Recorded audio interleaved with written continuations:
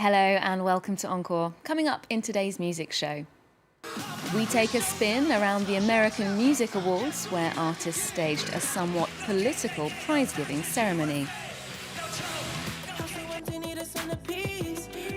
The Starboy strikes again. The Weeknd is back with a third album, jam-packed with stellar collaborations.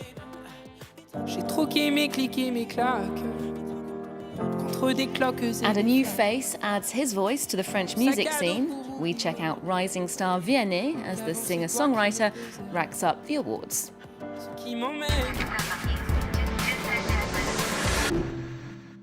Well, I'm joined by our music critic, Mariam Sub. Hi, Mariam. Hello, Olivia. Now, we're starting with news out of Los Angeles. The American Music Awards have been handed out. Now, there was music on the agenda, but also politics. Yes, now let's start with the hosts of the ceremony. Model of the moment and socialite Gigi Hadid co-hosted with comic Jay Pharoah. Now, Gigi actually whipped up a social media frenzy when she did something a little bit cheeky. She did an impersonation of Melania Trump, pouty lips, plagiarism, the works. It was actually very good. Now, Green Day also added a live verse into their performance of Bang Bang. It was no Trump, no KK, no fascist USA, one of the chants heard at the anti-Trump No doubt about protests. their opinions there. Yeah, that was pretty clear. Now, something a little bit more subtle, Robert Downey Jr. presented Sting with the Award of Merit, and during his acceptance speech, Sting referred to himself as a musical migrant and spoke of inclusion in the arts. Now we're going to have a look at some of the big winners and the biggest upsets of the evening.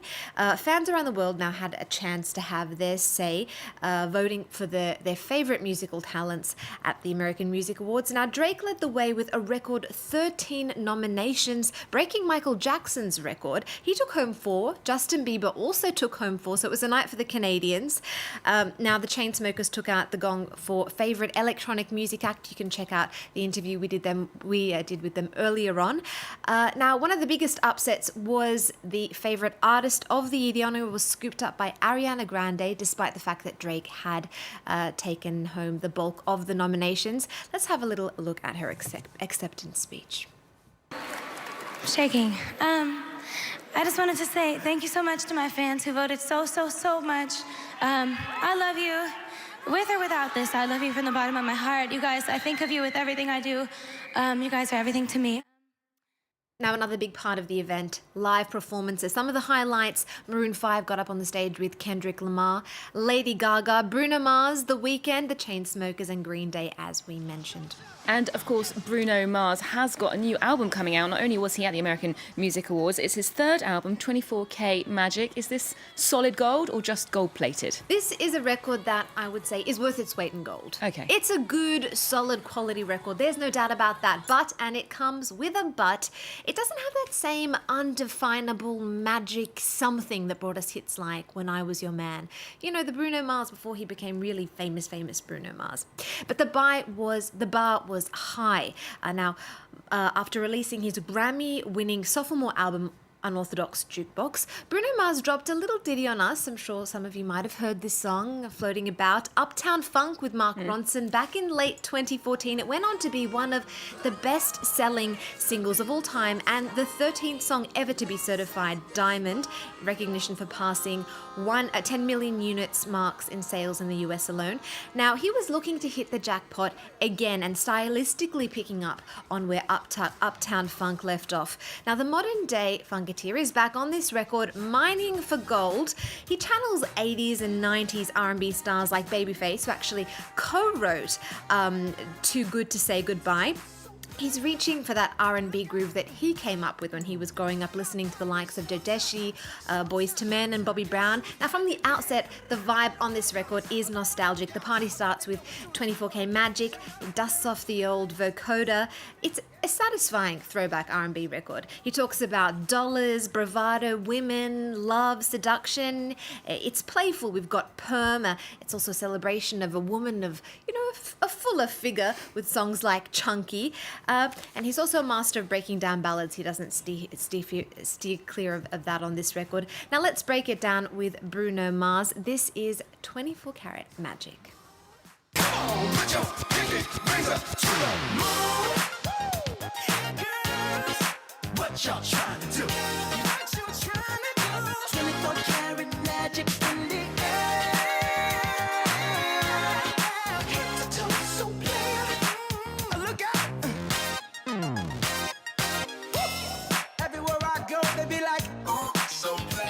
Now we're moving to another third album, this time from Canadian artist The Weeknd. He's also known as Abel Tesfaye, his real name.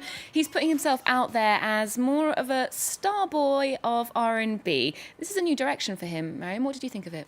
Now, this is another artist who's coming up to that number 3 record, and after his wildly successful sophomore album, Beauty Behind the Madness, the record that made the double Grammy winner, the first artist in history to hold the 3 top spots on the Billboard R&B charts at the same time. Now, on this record, I feel like he's entered the twilight zone. It's a tricky album, the third album. It is, and he performed this at the AMAs, as we were saying. Now, think of it as the third point of the Bermuda Triangle in an artist's discography. Album 1, you prove yourself, and album 2, you reinforce that, and number 3, you just let go and go wild. You know, you just go for whatever you want.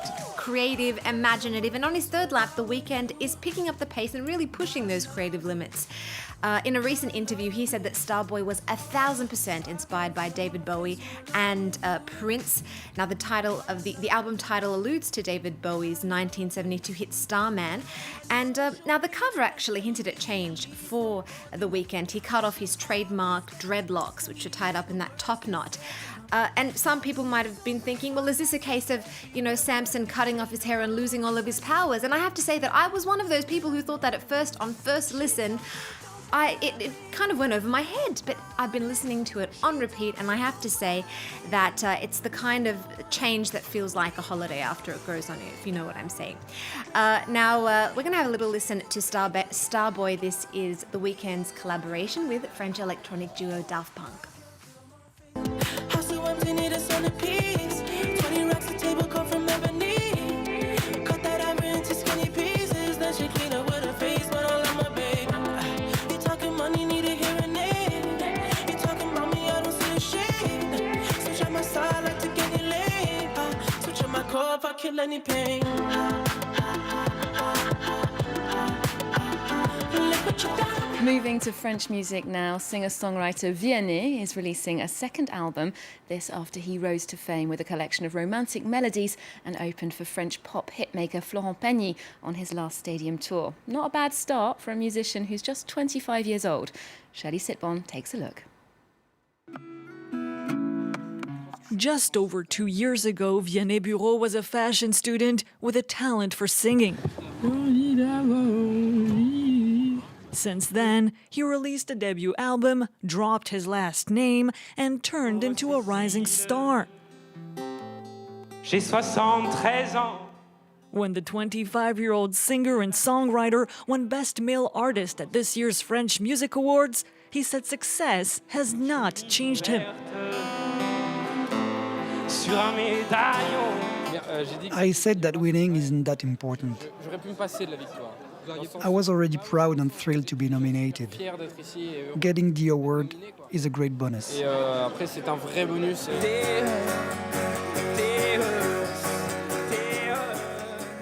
Humble, romantic, poetic, big-hearted, with a gentle voice. That's what the fans say characterizes Vianney.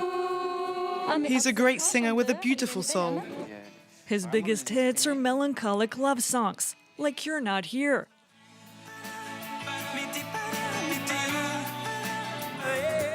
One of his other favorite themes, social injustice, and people are mean.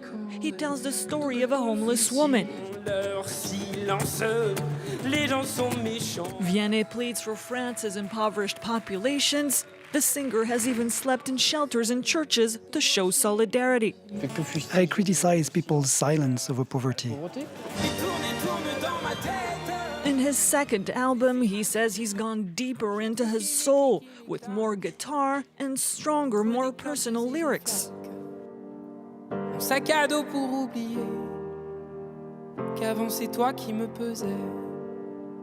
Ce qui m'emmène. In his 2017 tour, Vianney is planning a particularly powerful show, performing in Paris's newly reopened Bataclan Music Hall.